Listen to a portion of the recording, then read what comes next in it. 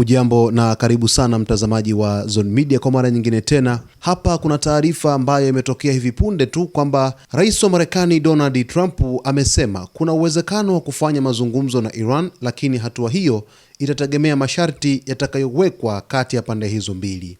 Kwa mujibu wa taarifa ya kituo cha televisheni cha Fox News, Trump alitoa kauli hiyo katika mahojiano yaliyofanyika Jumatatu jioni alipoulizwa kuhusu uwezekano wa Marekani kufanya mazungumzo na Iran wakati mvutano wa kisiasa na kijeshi ukiendelea katika eneo la Mashariki ya Kati. Katika mahojiano hayo, Trump alisema amesikia kuwa viongozi wa Iran wanataka sana kufanyika kwa mazungumzo na Marekani, akisisitiza kuwa maamuzi yoyote yatategemea masharti yatakayowekwa. Wakati huo huo, rais huyo wa chama cha Republican alieleza kutoridhishwa kwake na kiongozi mpya wa juu wa Iran Mojtaba Khamenei, akisema hana imani kwamba ataweza kuiongoza Iran katika mazingira ya amani. Trump pia alirejelea kauli yake aliyoitoa mapema Jumatatu katika mkutano na waandishi wa habari, akidai kuwa operesheni ya kijeshi ya Marekani nchini Iran imefanikiwa kwa kiwango kikubwa kuliko alivyotarajia. Aidha, aliongeza kuwa alishangazwa na hatua ya Iran kushambulia baadhi ya nchi za Ghuba kwa kutumia makombora na ndege zisizo na rubani, hatua ambayo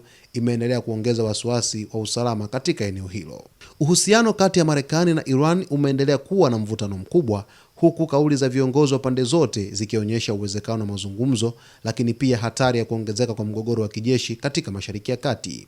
Kama ambavyo mtazamaji nilikueleza tangu asubuhi kwamba rais wa Marekani Donald Trump ameeleza wazi kwamba vita vya Irani pamoja na Marekani na Israel vinaweza kutamatika wakati wowote kuanzia sasa. Na Trump ameeleza hapa akizungumza na Fox News mapema kabisa muda mchache uliopita kwamba mazungumzo yanaweza kufanyika wakati wowote. Hizi ni hatua tu kuelekea kusitishwa kwa mapigano katika ukanda wa Mashariki ya Kati, vita kati ya Irani, Marekani pamoja na Israel. Basi mtazamaji wetu, endelea kuwa nasi wakati wote, tutakupatia kile chote ambacho kinajiri huko Mashariki ya Kati na kwingineko duniani, huku Trump akiwa kwenye barabara ya kwenda kusitisha vita huko Mashariki ya Kati.